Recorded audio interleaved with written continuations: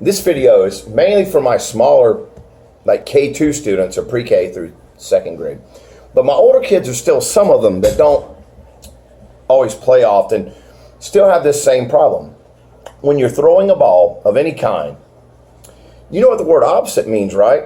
For you little ones, opposite means something that's totally different from the other thing. Like stop, go would be the opposite of stop. Or up, the opposite would be down. Or far, the opposite would be near. So when we're talking about opposite foot and hand, if you throw with your right hand, your opposite leg is going to be your left. Okay, right is opposite from left.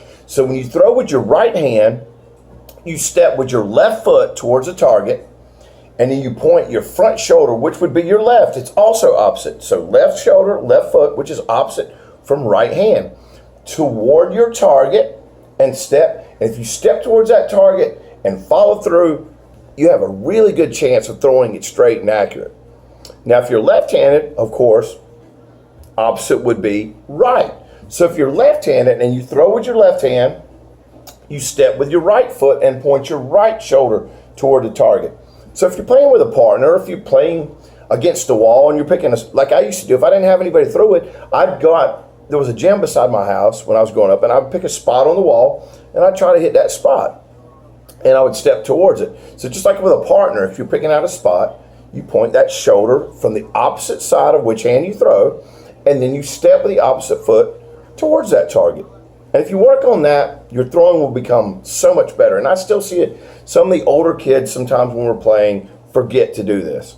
And I want you to keep that in mind, that when we're playing any kind of sport where we're throwing, I want you to do the opposite foot from hand throw and shoulder. Just remember those key points.